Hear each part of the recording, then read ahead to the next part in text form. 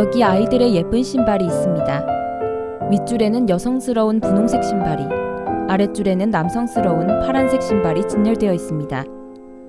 이처럼 성별 고정관념엔 세계관한 여성스러운 것과 남성스러운 것이 있습니다. 이 둘의 차이는 무엇일까요? 여자답다 하면 뭐가 생각나세요? 작고 아담한 현명한 거. 핑크빛 사랑. 그럼 남자다운 건 뭐라 생각하세요? 강한 거, 강인하고. 좀 듬직하고 씩씩하고. 여성스러운 것과 남성스러운 것은 어릴 때부터 사회적으로 만들어진 것입니다. 그리고 그것을 만들어진 성, 젠더라고 부릅니다. 구분된 젠더로 인해 남자에게는 바깥일, 여자에게는 집안일이라는 역할이 생겼습니다. 이러한 역할로 인해 남녀 간 차별이 생겼고 이는 사회 문제로 거듭났습니다.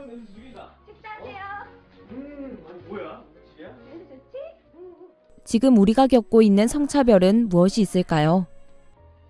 최근 취업 현상을 보면 두드러진 특징이 하나 있습니다. 여학생 취업자가 눈에 띄게 늘었는데요.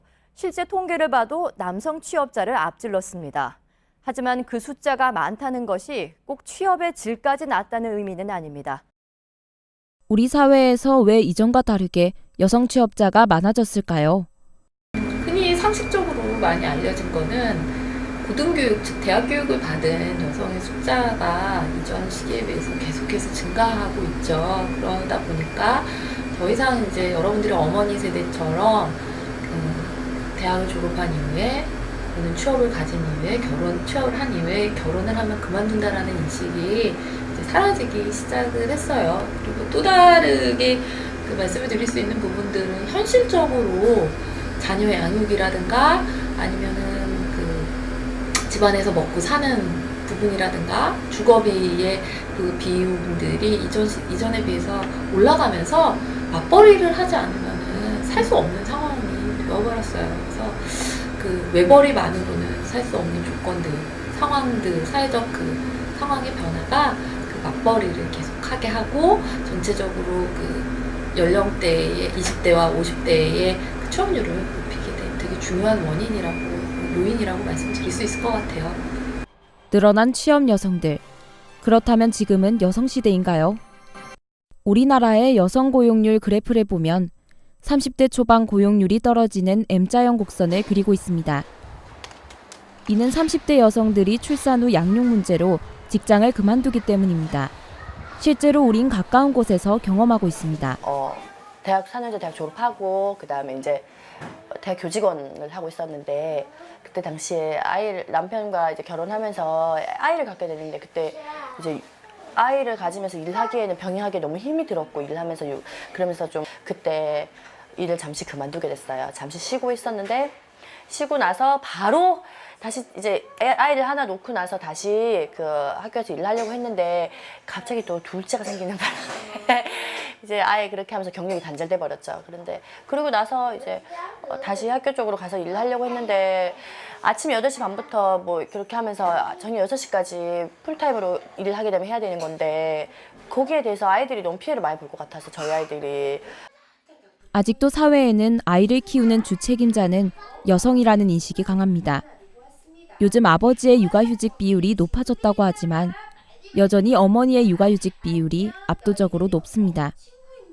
어머니는 양육의 책임자라는 인식으로 인해 출산 시기에 30대 초중반 여성은 일과 가정이라는 선택의 갈림길에 섭니다. 모든 여성은 본능적으로 모성애를 가진다는 모성신화가 여성을 주 양육자로 규정합니다. 그런데 과연 그럴까요? 원래는 모성애는 타고나는 것이라고 선천적으로 타고나는 것이라고 생각을 하는데 우리가 살아가는 환경이나 아니면 저 여건들 때문에 만들어지는 게 더 많지 않을까라고 생각합니다. 어머니가 가지고 있는 사랑은 잠재적으로 가지고 있을 수 있지만 한국 어머니가 가지고 있는 헌신적인 이미지와 미국 어머니가 가지고 있는 비교적 자유로운 이미지가 조금씩 다르듯이 어떤 사회에 속해 있느냐에 따라 모성애가 발현되는 이미지는 다르기 때문에 후천적인 것이라고 생각합니다. 모성은 선천적인 성질보다 사회 문화에 의해 학습되는 면이 더욱 큽니다. 모성이란 잣대는 직장을 포기하는 여성을 만듭니다. 여성이 직장을 포기하는 또 다른 이유는 무엇일까요? 우리 나라는 그 아이를 돌보는 시설 자체가 절대적으로 많이 부족해요. 그러니까 물론 어린이집이 그 요즘 많이 늘어났다고는 하지만 전반적으로 국공립 어린이집이라든가 회사 어린이집 등이 제도화되지 않은 상황에서 또 어린이집의 그 그 어린이집 서비스를 이용할 수 있는 시간 자체도 굉장히 제한되어 있는 상황에서 그 어떤 사회적으로 그 아이 돌봄의 그 제도들이 좀 미비한 측면들이 아직까지도 좀 그 많은 상황이고요. 부족한 돌봄 시설이 소위 워킹맘들을 힘들게 합니다. 육아와 회사 일은 양쪽에 물동이를 쥐듯 함께 할 수 없는 일입니다. 회사에선 회사 일을, 집에선 집안일을 해야 합니다. 그러나 우리나라 기업은 우리에게 회사를 위해서만 살아가도록 강요하고 있습니다. 더욱이 장시간의 노동시간과 회식 문화는 일과 가정을 양립하기 어렵게 만듭니다. 회사 내에서 여성은 성역할 고정관념에 의해 노동시장에서 타자화됩니다. 여자들이 문제야. 그래서 남성 중심 기업 조직에서 승진의 장벽을 경험합니다. M자 곡선이 나타내는 여성들의 경력 단절은 많은 문제를 품고 있습니다. 남성인 경우에는 계속 경제 활동을 했어요. 그죠? 그러면 각종 연금이라든지 노후를 보장할 수 있는 제도적인 부분들에서 그게 계속적인 축적이 이루어져요. 근데 여성인 경우에는 경력이 단절되는 순간에 어떤 노후에 대한 보장, 국민연금 같은 것도 마찬가지고요. 그런 것들에 대해서 사회적인 보장 제도로부터 벗어나 버려요. 그죠? 그러고 나서 어느 정도 경력이 단절되고 나서 다시 재취업을 한다 하더라도 비정규직이잖아요. 임시직이고요. 그리고 저임금의 어떤 일들을 하게 되면은 다시 이런 사회 제도를 보장받을 수 있는 쪽으로 진입하기가 힘든 거예요. 우리나라는 OECD 국가 중 남녀 임금 격차가 제일 많이 납니다. 당장의 젊은 여성들은 이를 경험하고 있습니다. 중소기업 이런 데서 좀 경력을 좀 쌓았었어요. 그리고 나서 좀 그 업계에서는 좀 3인에 뽑히는 되게 큰 회사로 옮겼어요. 근데 처음에 옮길 때 이제 처음에 면접하고 그럴 때 이제 연봉 이제 얘기를 듣기로는 그때 한 4천인가 그렇게 들었었는데 그렇게 이제 얘기를 하고 끝내고 들어갔는데 알고 보니까 그게 남자 기준이었던 거예요. 임금 격차가 나타나는 이유는 무엇일까요? 남성과 여성이 있을 경우에요. 성역할 고정관념에 대해서는 남성이 1차적인 생계 부담자, 경제적인 역할, 여성의 1차적인 역할은 가정 내 역할을 강조하고 있어요. 그렇죠? 그리고 1차적인 생계 부양자를 두고 있는 남성을 가정하고 여성의 임금은 부차적인 임금으로 보고 임금이 낮잖아요. 그렇죠? 여성들은 직장을 포기할 수 있다는 현실을 인지하고 있습니다. 내보다 남편이 임금을 더 많이 받는 경우가 많잖아요. 그래서 나보다 만약에 남편이 임금이 많다 이러면은 저도 너무 화가 나겠지만은 그런 선택을 해야 하는 상황이 되지 않을까 싶기도 해요. 여성의 역할은 집안일로 한정되어 있기에 일과 가정의 양립이 어렵습니다. 여성의 직장 생활을 위한 기본적 제도가 마련되어 있지 않고 임금도 남성보다 적습니다. 반면 남성의 역할은 직장일로 보아 집안일을 하기 어렵습니다.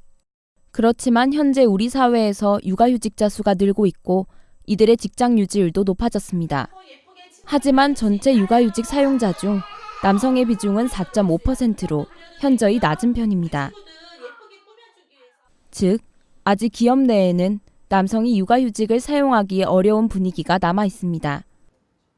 남녀에게 같은 임금을 부여하여 자유로이 육아휴직을 할 수 있는 선택의 폭을 넓혀야 합니다. 여성 고용 안정을 위해선 출산 후에도 여성이 직장을 다닐 수 있는 분위기가 조성되어야 합니다. 장시간 노동 문화, 회식 문화의 잘못된 관행을 바로잡고 개인이 시간을 자유롭게 쓸 수 있는 유연 근무 제도가 필요합니다. 또한 일가정 양립 제도에 대한 인지를 높여야 합니다. 우리나라의 정책과 법에서 다루는 양성평등의 개념은 남성과 여성의 진정한 평등이 아니라 남성 중심적인 동등을 의미합니다. 우리 사회의 법과 제도가 진정한 평등 위에서 다뤄져야 합니다. 근본적으로는 한국 사회가 노동 그리고 노동자에 대한 인식을 바꿔야 하지 않을까라는 생각이 들어요. 저는 그 저녁에 있는 삶을 노동자 개인에게 돌려줘야 한다라고 생각을 하는데요. 그렇지 않다면은 사실상 어떤 제도적인 어떤 뭐 어린이집이 마련이 되건 어떤 그 양육을 서포팅해 줄 수 있는 제도가 형성이 된다 하더라도 장시간의 노동 문화라든가 이런 부분들이 개선이 되지 않으면 사실상 어렵고요. 이를 위해서는 그 사람의 노동자를 바라볼 때 그 사람이 우리 회사의 직원이라는 것을 넘어서서 직원의 의미를 넘어서서 인간으로 바라봐야 하는 패러다임의 전환이 필요하지 않을까 싶습니다. 그러니까 그 직원의 행복을 규정하는 것은 회사가 주는 월급이라든가 회사에서 주는 어떤 그 회사 내에서의 성공뿐만이 아니라 그 사람의 가족에서의 행복이라든가 가족 그 회사 외적인 어떤 사적 영역에서의 사생활에서의 행복 역시 중요하다라는 인식, 그리고 이 사생활 영역에서의 충분한 휴식이 보장이 되었을 때 회사에 와서도 열심히 일을 할 수 있다라는 그런 그 사회적 사고의 전환이 전체적인 어떤 저출산이라든가 어떤 여성들의 경력 단절이라든가 그런 부분들을 해소하는 데 가장 중요한 그 지점이 아닐까 싶습니다. 양육 관련 정책은 여성만을 위한 것이 아닙니다. 모두를 위한 것입니다.